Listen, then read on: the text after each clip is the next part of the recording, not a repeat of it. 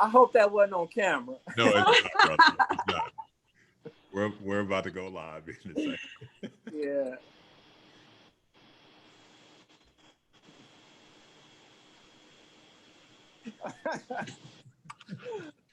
I hope that wasn't on camera. No, it's not, brother. It's not. We're about to go live in a second. Yeah.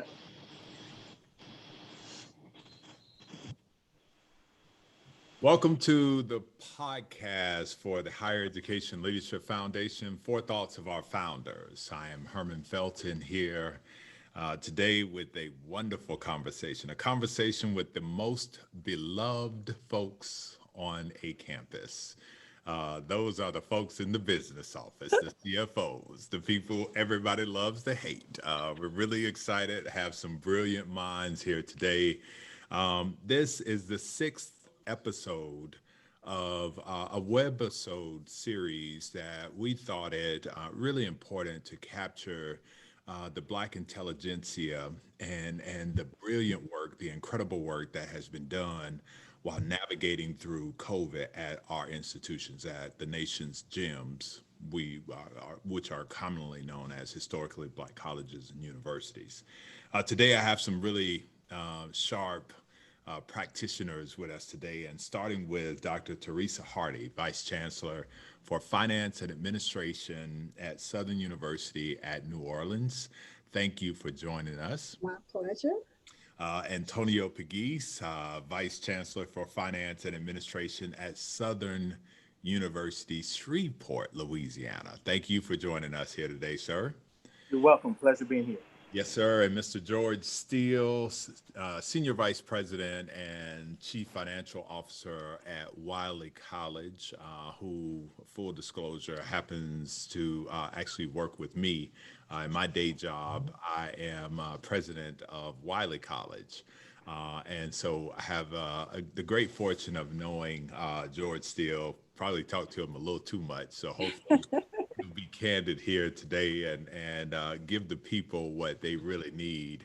And that is just really a really good picture into some of the challenges and the navigational skills that were used to get through COVID. Quick question that I ask everybody that comes on the podcast: where were you and when did you realize COVID was real? I'll start.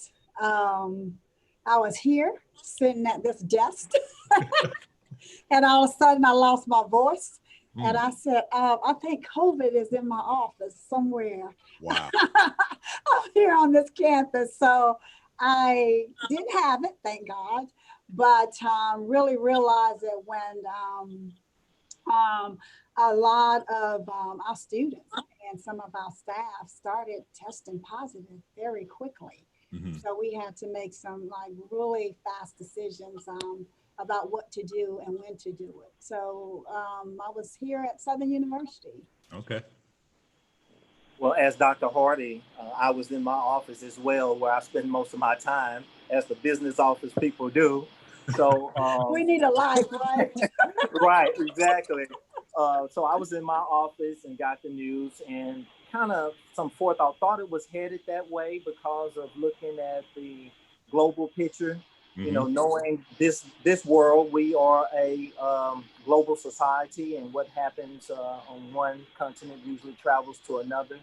So I was in my office, and then, as Dr. Hardy said, we had to think quickly and react and come up with a game plan, a fluid game plan of how we were going to, first and foremost, take care of our students and our staff and faculty and move forward.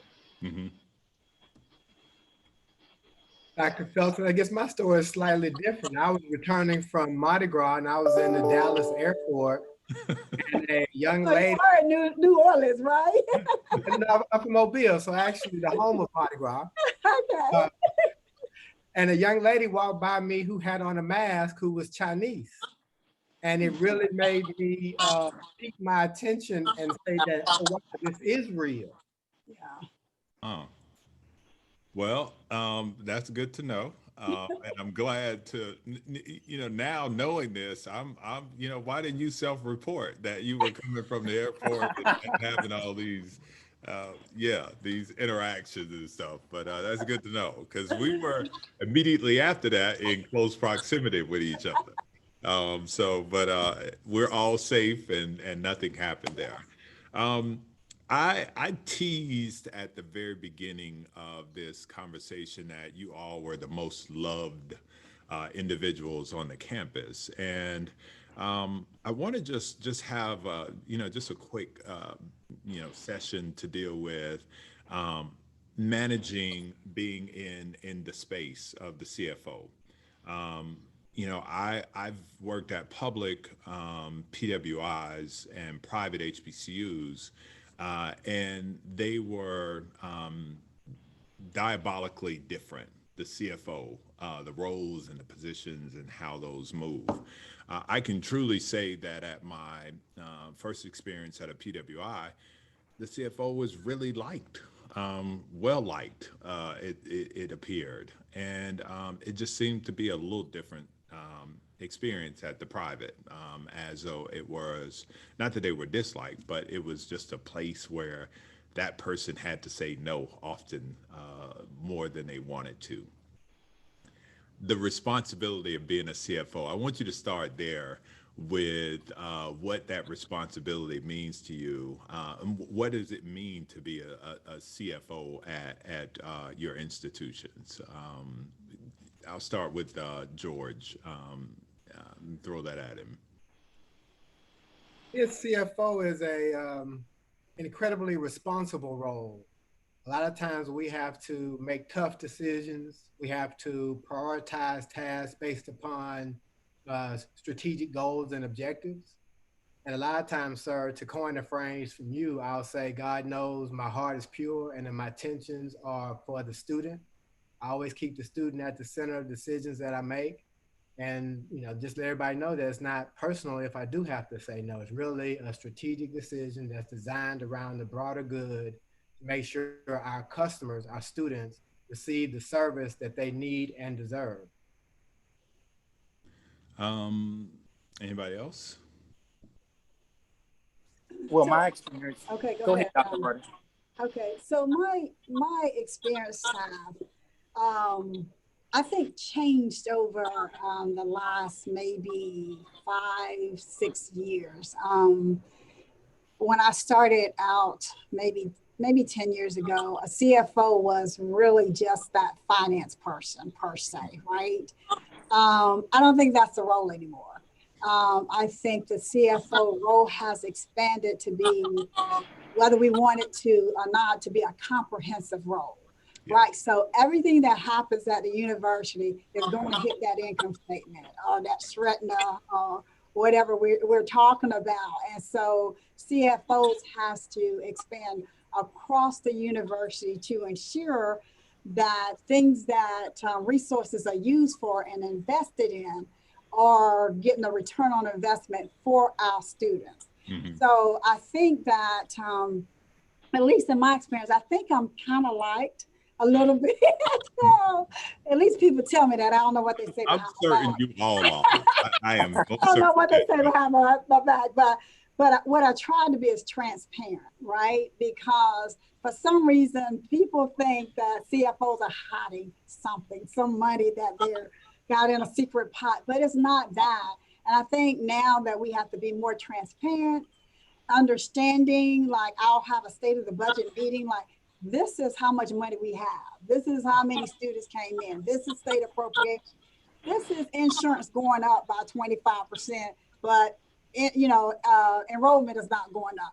But here's your checkbook. We can work it the same way so you can understand how this organization works. And I think doing that more often helps people and your stakeholders understand the role and what decisions you have to make, and they feel like they can be a part of it. So if you want to do this, great. Tell me what I can't do, right? Because I'm okay with that, but we have to do trade-offs, and we have to understand that because we have to stay within our resources. So I say all that to say that I think that a role of a CFO has just expanded over time, and that it becomes more of a comprehensive state of how your university is going to sustain, and they play a big role in that, and a big part in that.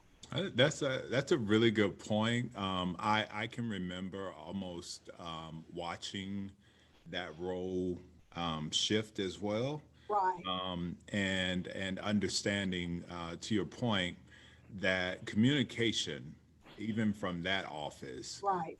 is critical, and getting people to understand that these are not monopoly dollars. This is actually real money, and that there's a causal or a nexus between Yes, what comes in and what goes out and what you can do. right. There's a surefire nexus with that. Yeah. Pagis. Yeah, my experience is similar to yours, Herman. I've worked for PWI, and there the funds were a little bit more plentiful than they are at HBCU. So, really didn't have to say no that many times.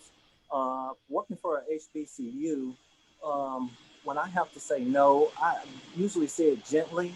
But Yeah. one thing I always do is I provide an alternative. Say, no, we can't do it now, or we can't do it at this time.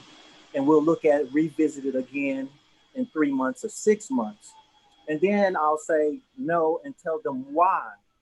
I'll give them the global perspectives. This is where we are short term. This Yeah. is where we're trying to go long term.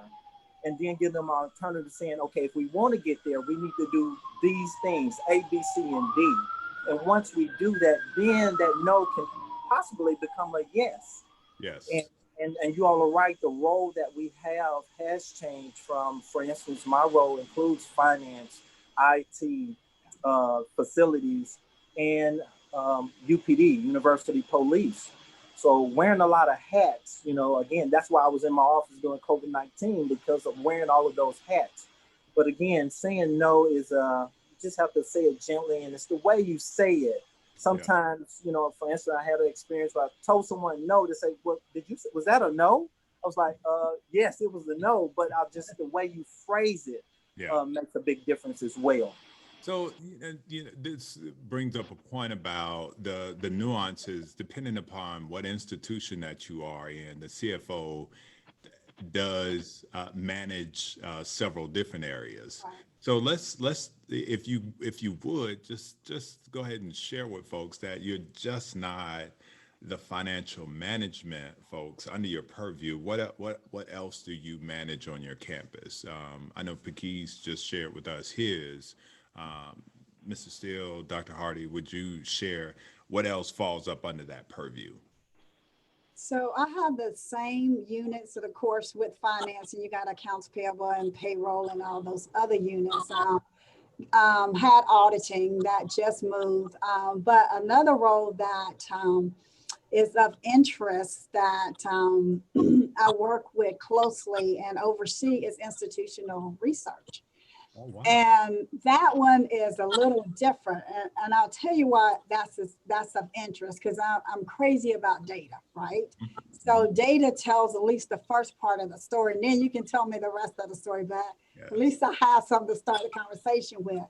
But why that's so important is it gives me a true sense of where we are, regardless, without any bias to it, right? Okay. So not only do we have to worry about paying bills and payroll and facilities and all that, I need to know classroom sizes. Okay.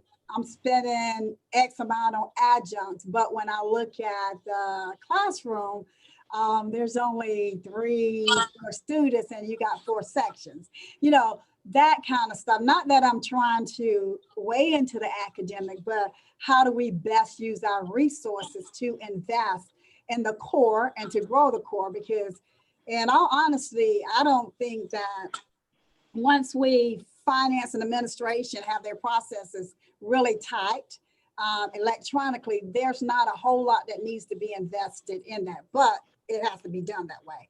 Yeah. But the other part becomes, how do we reallocate and gain additional revenue and invest it back into the core? So institutional research always tell me now, I know my enrollment at any time, I know retention at any time, I know the class size, I know space utilization, all of that, because all of that plays a part into how we allocate resources. So that's another part that's been of interest and is really nice to have. It sounds like you're exercising your fiduciary duty Of course. as a CFO, making sure Of course. those resources are spent wisely. That's really interesting. I've not heard of a CFO that had institutional research under their purview. And it makes sense. I know there are some that rely on it, and it gives them an honest picture because is it fiefdom or fiefdom? Whatever it is, people are territorial. And, for you to say, well, how many adjunct you have, that might cause some friction in a space for people who are not necessarily thinking about it and who are unintentionally myopic. Right. But that hurts a little bit. How about you, Mr. Steele? I'm responsible, in addition to everything that's in business and finance, I'm responsible for financial aid, facilities, auxiliary service, in the police department, maintenance, the mail room, to name a few, food service, to name a few. So y'all need to come on over here to this private side and get some of these mini jobs. Ask him when the last time he slept. But in all honesty, we have those. At least I have those too. Yeah, no, I'm only kidding. I think I know, and that's why I wanted to take a moment here to really underscore your point, Dr. Hardy, is that the CFO role has changed. And I would argue the importance of, if you look across the landscape, you see so many CFOs who are senior vice presidents, which denotes the importance of their role at those institutions. The skillful art of whispering into the president's ear. I want to talk about that. COVID brought some great challenges, right? Leaving. We've already talked about the abrupt realization that things were going to be abrupt. What were some of the things that you had to take into consideration in the fall, or rather in the spring? And we'll get to the fall because I know that was much hairier than the spring. What were some of the considerations that you grappled with once you determined that, the new normal was a new normal? I know for me, the spring was not as bad because it was only like a month left, right? From March 15th to something like April 15th. So that wasn't bad. What was telling was, okay, we're going to lose that revenue just for that particular auxiliary. Mm-hmm. Everything else should be okay. In fact, it should be Johnny on the spot because we don't have those expenditures that's going to hit in April, May, and June because nobody's going to be here. So I was pretty good. What I had to shift to really quick is like, okay, they may not be coming back. Mm-hmm. So what's the online inventory? Who needs to be trained? What PPE do I have to get? And what do I have to do for my staff on the administrative side? Because everybody at HBCU still use paper a lot of times, right? So how do we take and turn these processes into electronic workflow in like 6 to 8 weeks? So that's what I had to grapple with and how we were going to do it and with what resources to get ready for the fall. So that was just a couple things as we started making the transition. Gotcha. I think my concern first and foremost was the students. How are we going to deal with the students being on campus and getting them back to their homes? So we worked with that, and of course, some students, we had some international students, we had some students from out of state who had to stay for whatever reason. So we had to make modifications to the meal plan, to the cafeteria, and move them to certain floors so we can keep eyes on everyone. So it was really mainly a health issue in reference to keeping those students safe, and then making sure the students that needed to go or could go, getting them where they needed to go. And then the second part, returning for the spring, we had to look at, as Dr. Hardy said, look at our IT. Are we ready? Moving these classes online, even for the fall semester, moving everything online. Do we have enough servers? Looking at our IT space. So we had to make some major investments to bring our system up to par to do that. And as Dr. Hardy said, paper-wise, one good thing that came out of this, it forced us to be electronic. And I whispered in the chancellor's ear, hey, this is not all bad. This is some good that's going to come out of this, because some people saying they want to see paper, they got to hold paper. No, you don't, and you haven't in the last couple of months. So we're not going back. We're moving forward. That ship has sailed, and we're gonna, the anchor's up. We're moving on. You're way out there in the deep. Way out there in the deep. Exactly. For us, sir, it was as you know, it was thinking about how we get the students home initially. And then once we wrestled through getting the students home, we had the death of Dr. Clayton. So it switched to safety, security, sanitizing buildings. Once we went through that exercise, immediately it was an exercise of making sure that, because we have an online degree program, we had the courses, it was just making sure that all the teachers were prepared and trained to make sure they were ready to teach the respective online classes.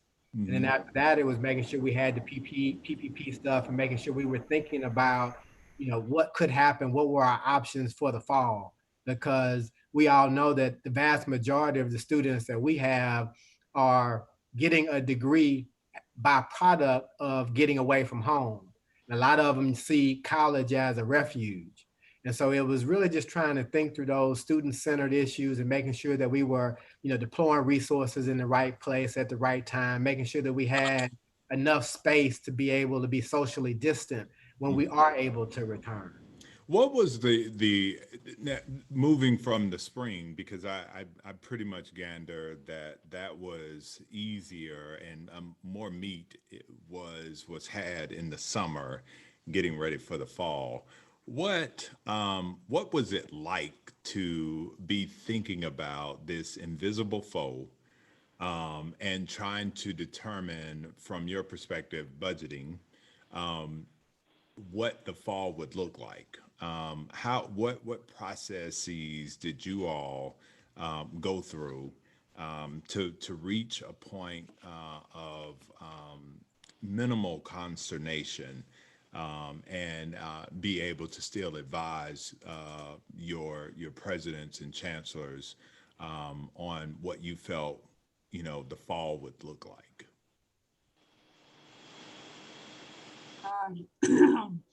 You're talking about stress, right? So you're saying my question should have been, how stressful was the day? Stressful, and then how you survive that stress. I tell you what, the real stress is not knowing, right? Yeah. So that was like a killer, maybe we're going to go online. Maybe we're going to be face to face. Maybe we're going to be able to return. It was those types of don't know. Yeah. Right. So then after a while you go, hey, okay, wait a minute. So we don't know. So what I did was to create a budget scenario model. Right. So, okay, Dr. Emmons, if they come in the spring, this is what it's going to look like. They come in the fall. If they don't come the whole year, this is what it's going to look like. But what we didn't know is how many students were actually going to come back. Right. So then I had to start playing with enrollment numbers, like, okay, let's do a 10%, even a 20%, right? Decline. And then let's go ahead and do a survey and see who really wanted to come back. Our students, as George said, they wanted to come back, but then we had all these other things to contend with. Could they stay in a residence hall? What do we do regarding feeding them, right? With making sure that they're safe and healthy. And then you had the whole academic enterprise over here. Are we going to do online? Do we change the schedule? How do we look at the classrooms? Do we have technology? So it was a really, actually very stressful process, but I think the only way I know that I was able to balance some of the issues was to create this scenario model that looked at enrollment, revenue, if they came, if it was face-to-face, and I was able to say, what do y'all think? Now I'm going to put this in, and this is what it looks like. Mm-hmm. And so that helped a lot. So we would be ready decision-wise with whatever. And it was still the last minute, like a week before class, saying, okay, they're not going to come, or maybe they can come after Labor Day when phase 3 open. It's like, hey, here's how we're going to roll with this. And then this is what we're going to use to start strategizing with resources and how we best use our resources. Mm-hmm. We too created scenario budgets starting at a 15% and then a 25% of enrollment. And I'm of the belief to always trust the numbers. Believe the numbers, trust the numbers, and operate by the numbers. And trust but verify. Exactly. And then enrollment, we know enrollment, if less enrollment, there'll be less revenue. Yeah. So knowing that, we had to create alternative revenue streams. It's what I whispered to the chancellor. We need to come up with some other alternative revenue streams, such as corporate partners, some sponsorships, reaching out to our alumni, even though this is a delicate time for everyone, but the alumni understand what we're going through. And then making sure that all available grants that we're applying for these grants and just communicating throughout our system, trying to find out what funds are available out there so we can take advantage of those to shore up these revenue losses that we're going to have based on lower enrollment. So that's the approach that we took and that we're taking. And again, these plans are fluid because it's constantly changing. You know, we're in phase 2 now. We thought we were going to phase 3 shortly, but I believe we're going to remain in phase 2. Mm-hmm. So just taking a look at the numbers where we are now, knowing that the enrollment is going to decrease and come up with alternative means of revenue is our plan.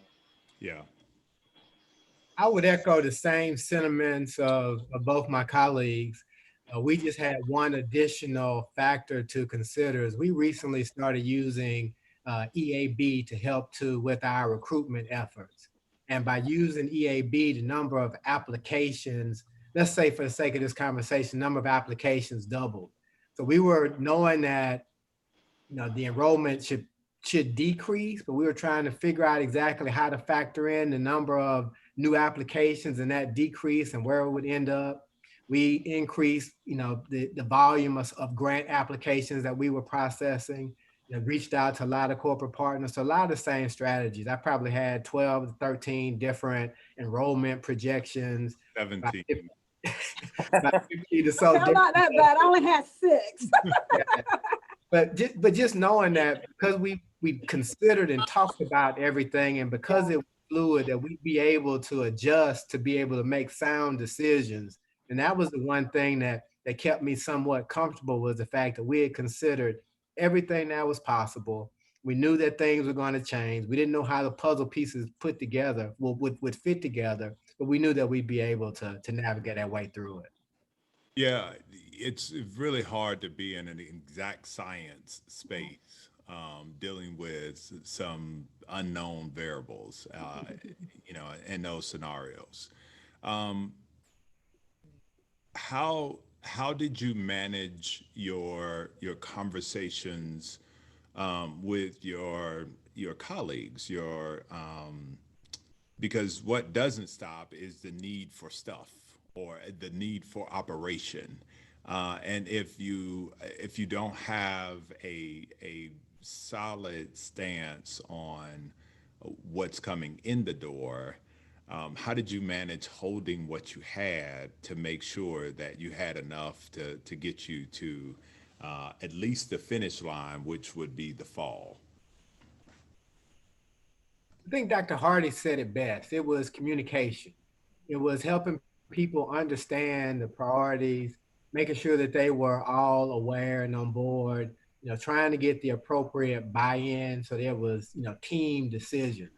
What I found is that everybody, you know, understood and just wanted to have a say in the matter in order to be able to feel included. And from there, it just went pretty. Same thing. And one of the strategies we put in place for faculty and staff, we did surveys, like what would you think you need to feel safe to come back? What do you think and how are you feeling? And trying to put that in a perspective of, if we did come back, will we have checked all the boxes for everybody to say that, okay, we're good. That was a big part. And then of course, we had a COVID committee. We had a COVID budget committee. And then when the fall came, I'm like, okay, we're only going to allocate half of the budget until we solidify enrollment. And then for the stimulus of the COVID dollars, those are one-time funds. You have to understand that. So that wouldn't be used per se to plug the budget, because that wouldn't work. But we can use those funds to invest in things that's going to manifest a return on investment as we continue on the growth path of sustainability. So. Yeah, as my colleague stated, communication is the key. Mm-hmm. We had a task force as well, a system task force and a campus task force. Mm-hmm. And we invited a health partner over to our campus, and we walked the campus with faculty, students, and staff, and have them provide us recommendations for what we need to do to prepare this campus for a return. So everyone's on the same page and know that these are the priorities that we have to attend to first. Mm-hmm. In reference to operating, we make sure we prioritize our operating needs, communicated that with everyone to make sure that they understood that these are the priorities and this is why we chose those priorities. Again, if you communicate what you're doing and the rationale behind it, most people, again, I say most people, or some people will understand and try to work with you. But I think the pandemic has really opened our eyes to really what the priorities are. So we're having to adjust. And when we make that adjustment, people understand. Yeah. I want to talk a little bit about shared governance, because you touched on that a little bit. The CFO spot, do you find that to be a space where people value the input when you're around the table at the cabinet level?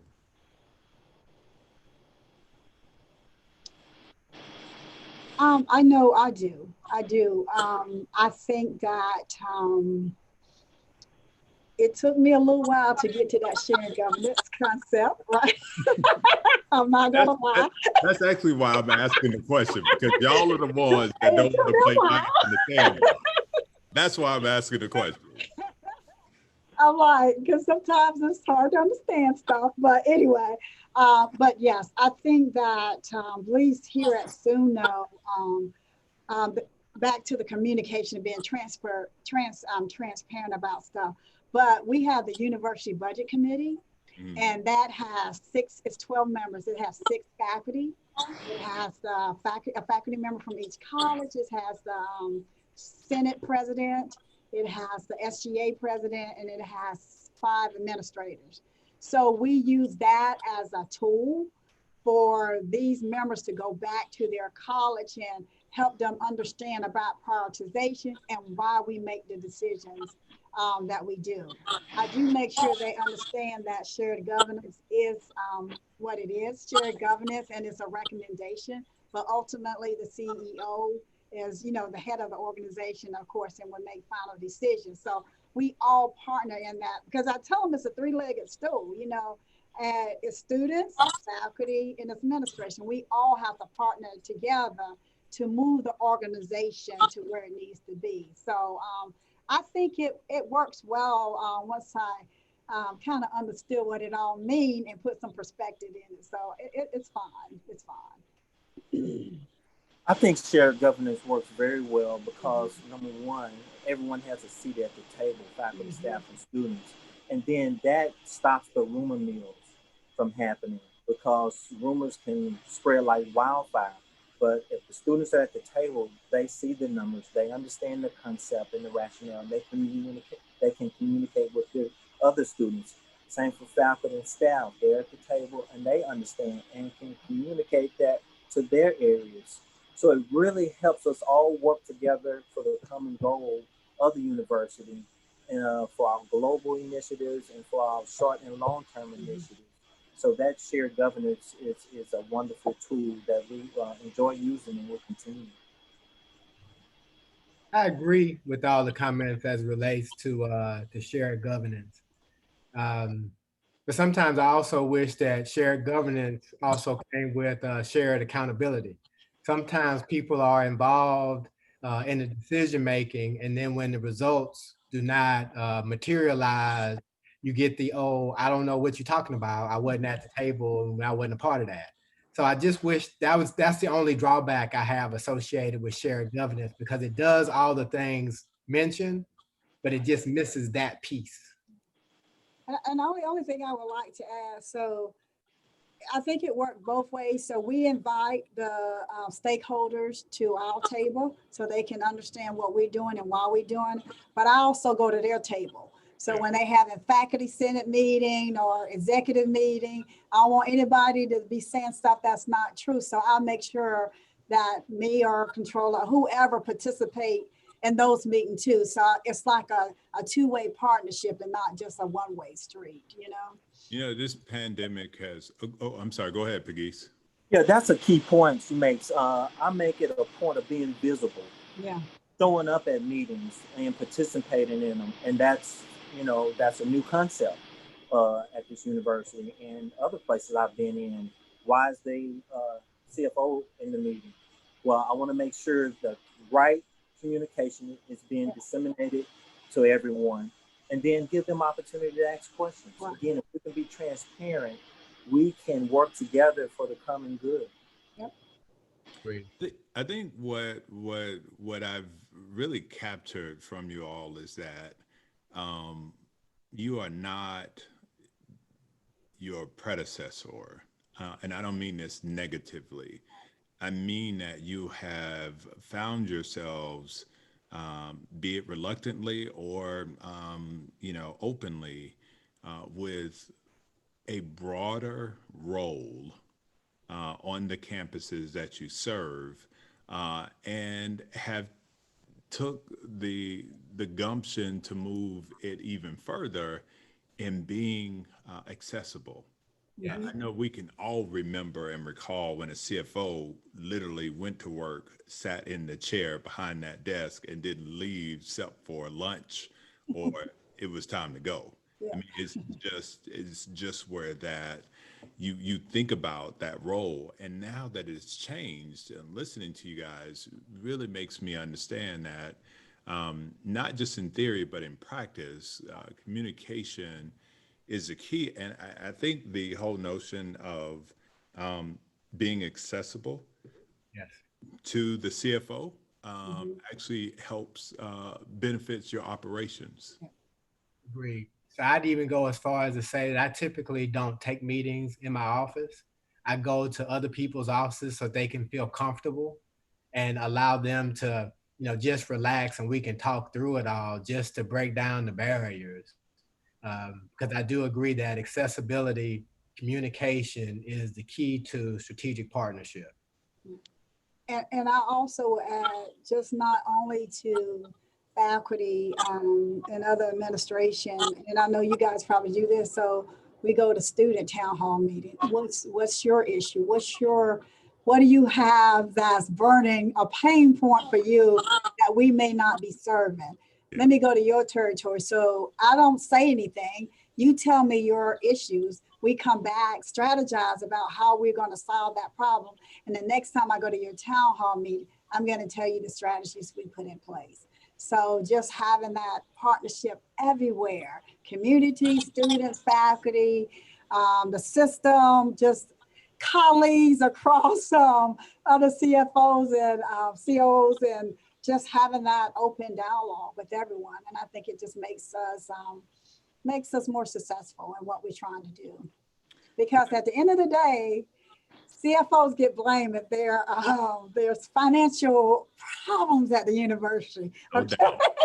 No doubt. They're the lone blame. They're the lone ones that get blamed for that. So No we doubt. try to make sure we gotta kind of step out of our role and make sure we go across the aisles. You sort of talked about the constituency of CFOs across. What is that network like for you all? Where do you find synergy, and have you been able to lean on folks in the profession to get through the profit and losses, the accounts receivables, and the diminishing revenue that you're looking at? How has the network of CFOs been beneficial to you?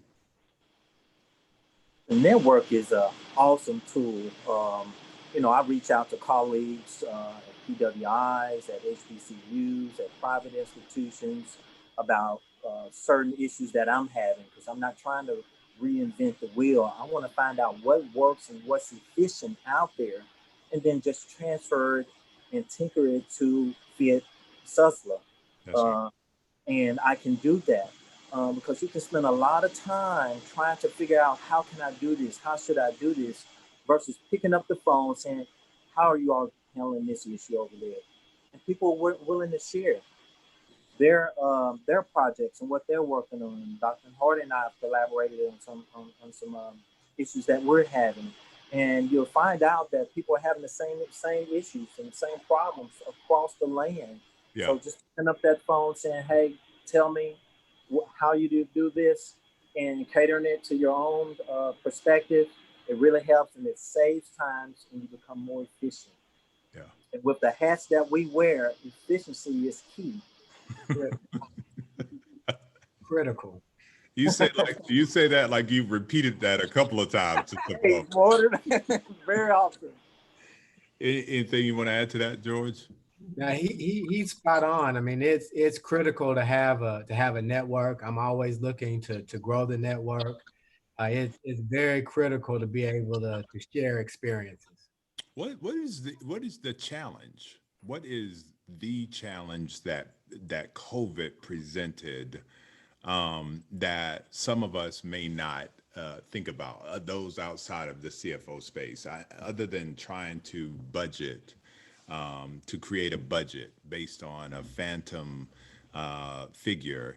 What are some of the challenges that you also have that are analogous to the CFO space that the common person wouldn't understand? Ooh, I got a good one. It is, what should our world look like when we re-engage? I mean, traveling, I don't know, is necessary anymore.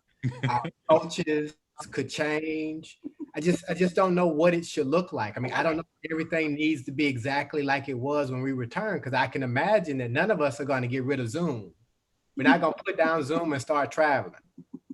So it's just, what should it look like when we return to our what's going to be the new normal? Mm.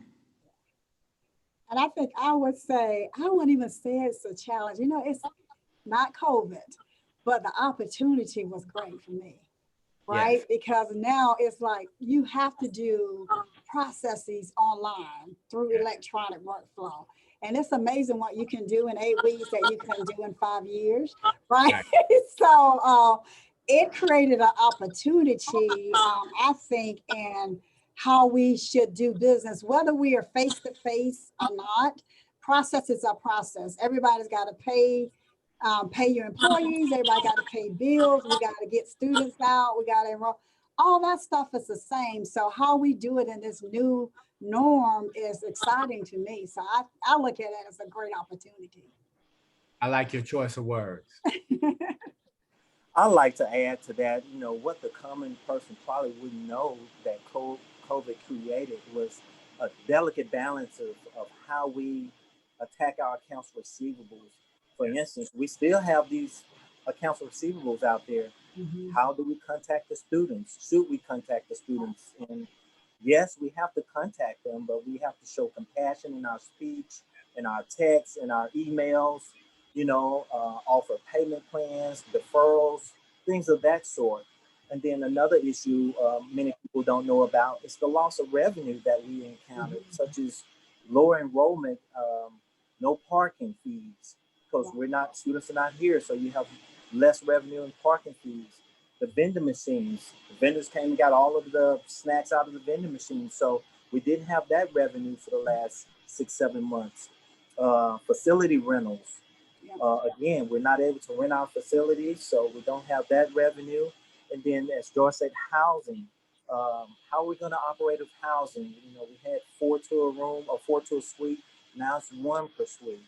And then it also affected dining. We're doing takeout dining now. So it just created a new way of doing things. And then we have to really look at and see how it makes sense to do those things and make it comfortable, this new normal, for our students, faculty, and staff. And we can do that, again, just by communicating. And we're trying to do a great job of that with our communication and with our signage. I think it's really, it's a good question that I think all of us are groveling with, is when we come back, what will travel look like, right? What will the external facing cost associated practices look like? I think that is something really telling, but it also speaks to the mind of the folks who are minding the money, and thinking about that, because this is a new way. And for some folks, I can imagine that we had a pandemic 100 years ago and things got back normal, but it probably was a minute before that happened. Because of that, do you see the need to make sure that your fixed cost, the largest fixed cost, which is faculty and staff, and I know you all may have unions. I'm not quite sure. Do you have unions? You don't have unions, and so neither does Wiley.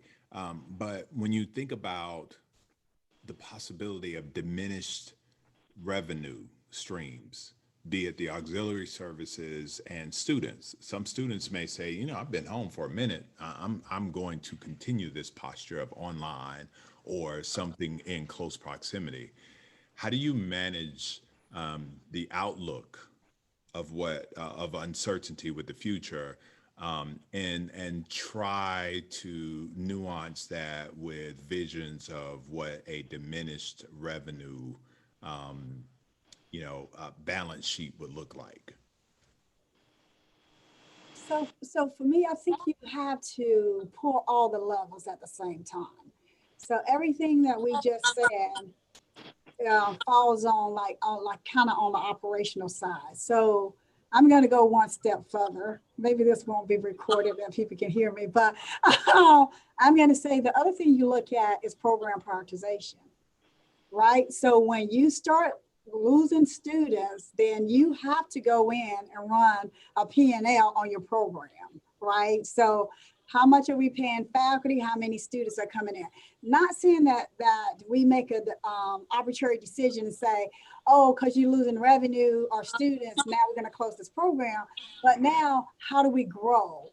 How do we pull these other additional levels? Now, it may be that we just take this program and put it online, right? And if we can grow that online, because that might be the new norm, half and half, maybe, or whatever it is, that will help substitute and replace some of that revenue that we may be losing for, enrollment. So I think it's just a combination for CFOs that we have to make sure every level and every innovation that we can come up and help people come up with, increase that enrollment. So you got to kind of start thinking out of the box that even that can't be the norm on that side because of the new situations that we're in.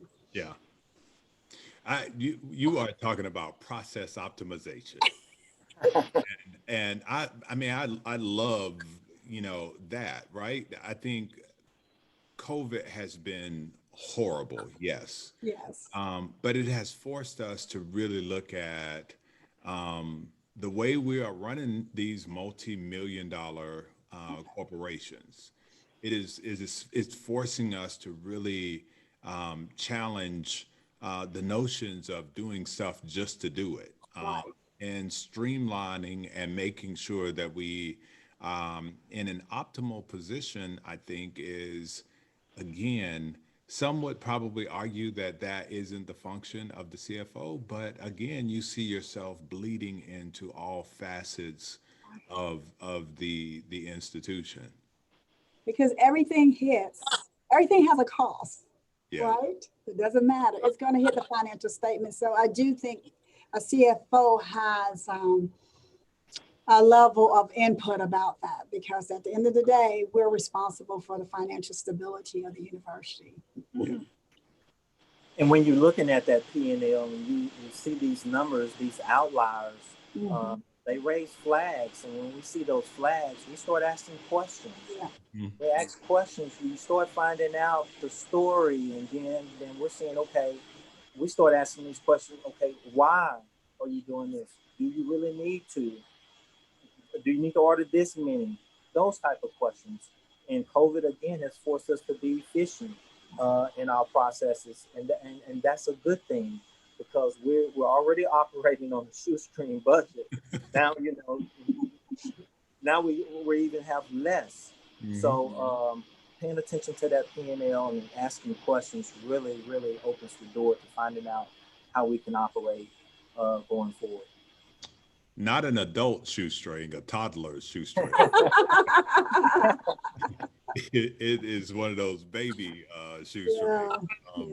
But I like what Dr. Hardy said about data, in that it tells the first part of the story. That's right. And then what Pegues just said is that those red flags that data shows forces you to go and ask the second part of the story, right?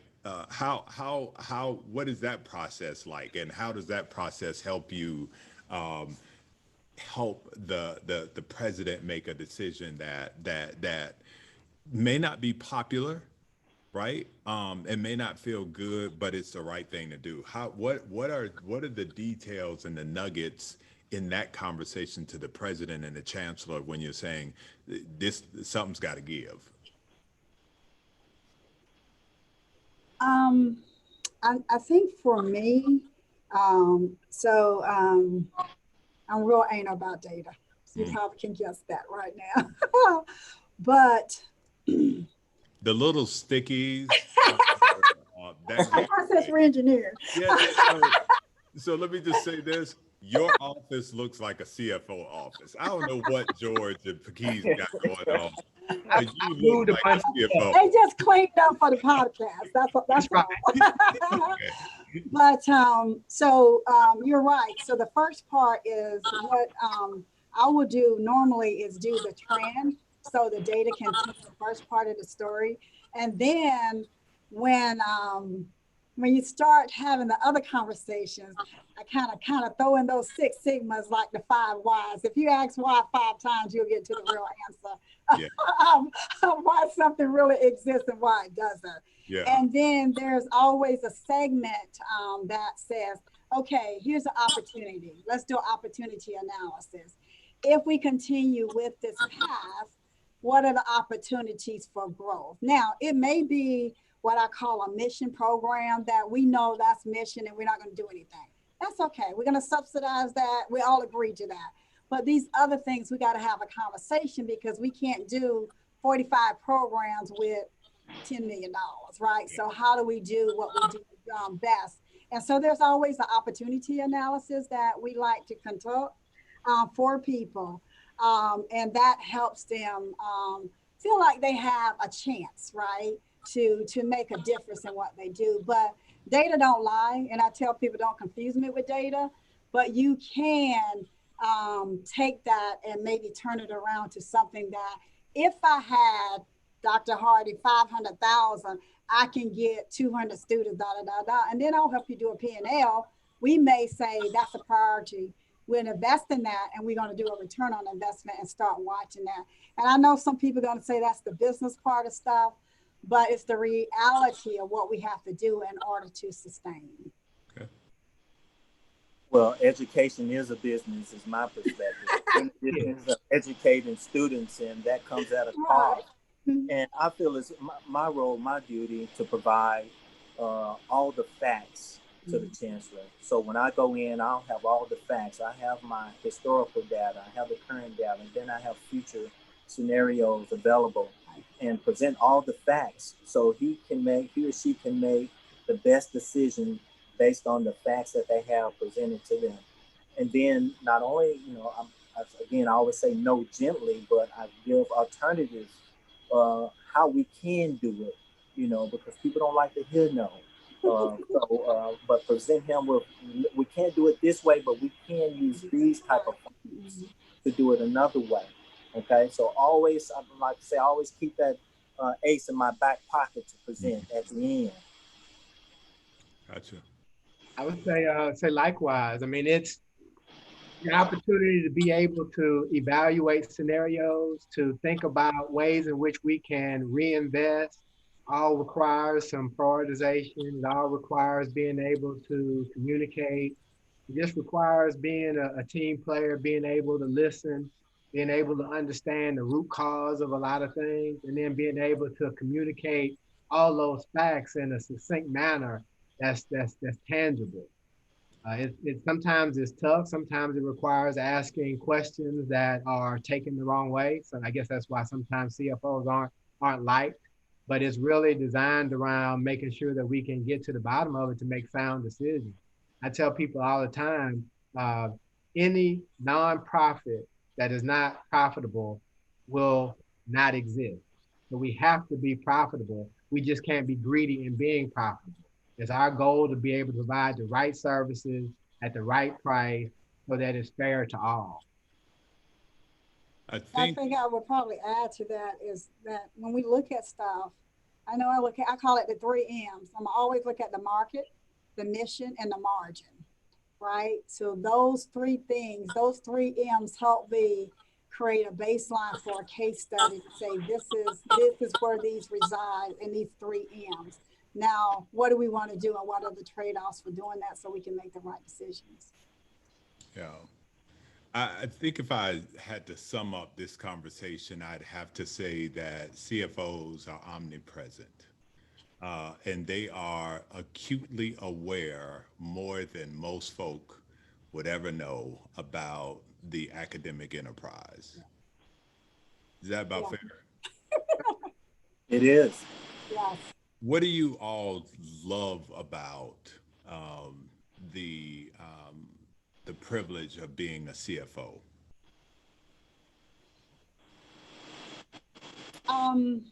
For me, at the end of the day, you know what I really like is that I'm able to create resources to teach students, to get them in here, to get them graduated, to get them jobs. That's what makes my job exciting, right? If you don't have the resources, you can't do all that stuff. So I like creating that environment that at the end of the day, our product is our students, and that's what we're here for. So resources should be spent in that core arena to help our students to get in and get out and move on to be successful citizens of the world. So that makes me feel good because I actually spend a lot of time with students because that's what makes this job worth it. Right. Geese, Steve? For me, I love numbers. So that's just my job, the numbers, doing the numbers. But now being in higher education, the numbers mean something more to me because as Dr. Hardy said, it means a student is going to graduate and become a productive citizen in this world. Not only a citizen, but a productive Black citizen in this world. So making sure that the students have the resources that they need to fulfill their higher education opportunities is the most rewarding of this job. Yeah. The ability to shape the lives, shape the future for young African Americans and young students across the country is exciting. I'm unapologetically committed to education, to HBCUs, and it's just the future welfare recipients that we can turn into taxpayers is just phenomenal. Yeah. What is your? If you never guess CFOs could be this much fun, right? You know what? I'm like, these are some anomalies in the space. Like maybe I just got it wrong. I mean, they're good looking, they're smart, they are not curmudgeons. Like, cause I remember CFOs being curmudgeons. Like you don't even want to deal with them. Like just unhappy people. If they could have cigarettes in the room, they would have cigarettes in the room. That's what I think of when I think about a CFO. That's You got a different perspective. a much different perspective. We are just in great shape. At least I know that the Southern system and Wiley College are grateful for the CFOs they have. What is as we cut across the field? What is your hope for this space, the Black college space? What is your hope post COVID and the generation to come? That's the first question. And the last one is going to be about succession planning and what you are doing. In fact, let's start with that first. What are you doing to? We all know that the CFO spot, you guys are hard to find, and the good ones are even harder to find. I believe, and we do here, we share the same value and ethos here at the Higher Education Leadership Foundation that succession planning should be as ordinary as walking and breathing. What are you doing to prepare the next bumper crop of CFOs or folk in the financial services space? I do my best to teach, coach, mentor all the people on the staff here at Wiley. And then as you know, I've always volunteered to help with health because I think that's one platform that could be used to help to make sure that there are other people who are interested in space to make sure that that they understand that there's value and that there's resources that need them. One thing I'm doing, especially here at Susler and other places that I've worked, was making sure that my staff, I rotate my staff around to make sure that they learn other jobs and try to push them to have a long-term goal to be promoted up to another level to prepare them for my role. And that may be um, kind of awkward to prepare someone for your role, but Hmm. I want people to be prepared. I want Susler to be prepared if I'm not there, so it can continue to survive. Then working with students, I work with the accounting students and go to the accounting classes and the finance classes and speak and talk with them and bring them into my office and just let them have a bird's eye view. This is what's going on. This is what a CFO actually does to prepare them for their future. So again, just working with the people around you and working with the future leaders, which being our students, is a role that I take seriously and definitely want to promote CFOs in that space. I think only a confident leader will train a leader or a young person or a subordinate to take their job. Plain and simple. If you're not comfortable and competent and confident, you are less likely, I believe, to find and hire the best and the brightest, and people to even push you as well. So it's great to know that you all share that sentiment. And I think we all know one of the indicators of a great leader is, of course, that, when you walk away, the organization does not crumble, That's right? As soon as Yep. you walk away, right? So here, say that again because great leaders, there are some people who have it mixed. Like they oh think that no, if I leave, this place is gonna fall apart. That is one of the most selfish acts that a person employed or a part of any organization. That's a selfish position to take. yeah, Yeah. yeah. And you know, a lot of time at HBCUs, as any high level role, when you go to training or you go away, you spending all this time on the phone, right? Trying to solve issues. I'm like, hey, wait a minute. If I'm doing that, that means my organization is not running like it should run, right? So what do we need to do? So here I like to give opportunities for special projects.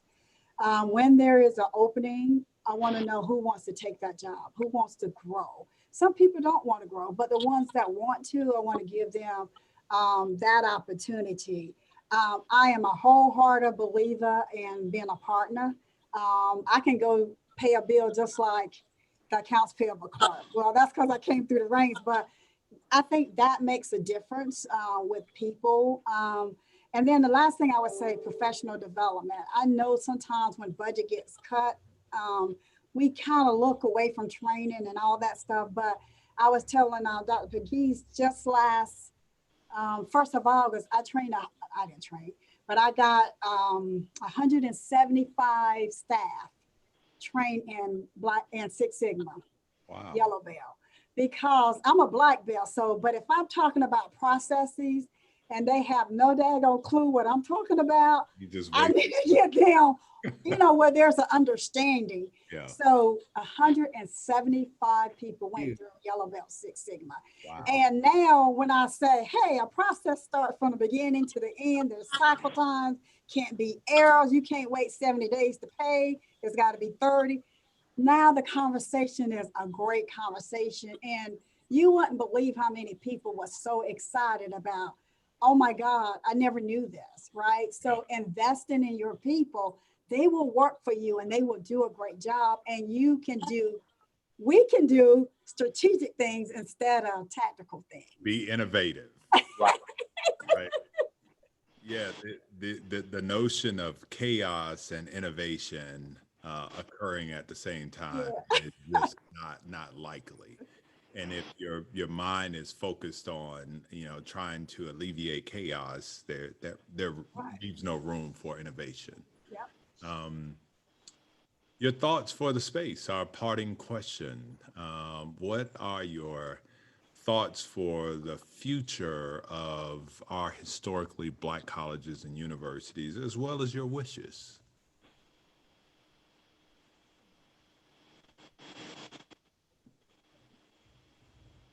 I wish that we can all universally become effective, efficient purveyors of the space so that we can be mindful of all of the business practices. We need to, being able to be still during COVID has allowed me to realize that several jobs are centered around being able to serve students like they should. Once once we understand what the new normal is going to look like, there's going to be some reinvention that needs to occur across the space in order for us to be successful. So you brought a consultant on campus and he gave us two examples. And he used Kmart and Kentucky Fried Chicken as examples of old brands. One reinvented itself, one did not. The one that reinvented itself is thriving. The one that did not has now folded. I hope we can all reinvent ourselves so we can thrive and be here for the next 200 years. But Dr. Pegues?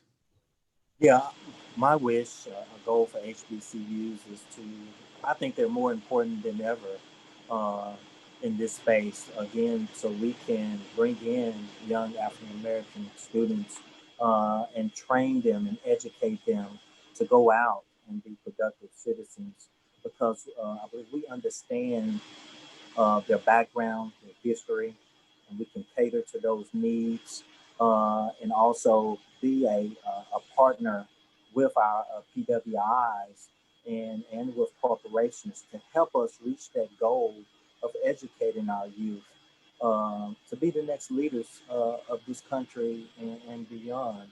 So that is my goal, to make sure that we're viable and that we're here and that we are thought of as an opportunity for an education by all African Americans, not just to see it as a party school, because if you go to any college, they party at every college. So that misnomer is not true.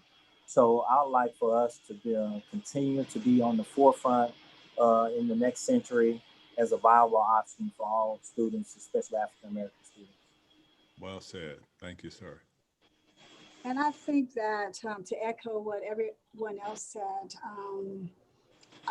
my hope and my life plan is to at a HBCU make sure that HBCU understands that they can operate in the most efficient and effective manner, right? We don't have to be proactive, right?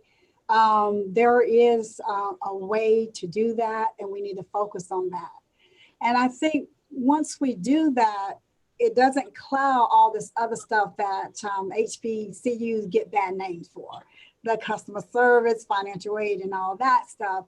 And we can truly focus on the core, which would be providing a place to educate our people and anyone else, of course, through this, what I call beacon of hope of all these HBCUs. So HBCUs are can be very much sustainable, can operate in any arena. And I think we can do that, and we can and we should always make sure we are there to provide the best education opportunities for our people. So I think we can do that. Thank you. Well said. This has been just an amazing conversation, and insightful and delightful. Delightful in that the folks who are in the position to enviable position, might I add, to help chart a path, a fiscal path, which is really the heartbeat, the central nervous system of an institution. It's just wonderful to know that there are at least three, and I'm certain there are many more at our HBCUs that are moving in a space that is inclusive, and is thoughtful about the entire mission. And that's obvious because you've used words like mission programming, grace, kindness, things that really matter. And central to everything else, you've all reiterated the fact that students are the reason why you're doing what you're doing. On behalf of the Higher Education Leadership Foundation, Dr. Melva Williams and Dr. Alfred Anthony Pinkard and Mr. Greg Dees, I want to thank you for accepting the invitation to share your gifts and talents, and want you to know that we are here for you and are grateful again to be in this struggle with you, a beautiful struggle it is. And just want to wish you all personally and professionally Godspeed, and hope that he keeps your campuses and your families in the very palm of his hand. Thank you again for joining us. This has been a wonderful conversation. What's in your wallet? Navigating the pandemic, P&Ls, accounts receivables, and diminishing revenues. Joined with two of the folks from the only HBCU system in America, Dr. Antonio Pegues, Vice Chancellor for Finance and Administration at Southern University at Shreveport, and Dr. Teresa Hardy, Vice President of Finance and Administration at Southern University in New Orleans, and Mr. George Steele, Senior Vice President and Chief Financial Officer at Wiley College. Thank you all for joining us today. It's a pleasure. Nice meeting you. Welcome. Yeah, I look forward to meeting you in person when we can all go outside and play. All right, sounds great. Take care. Have a good evening. All right, Thanks so much. Take care. Bye-bye. Bye-bye.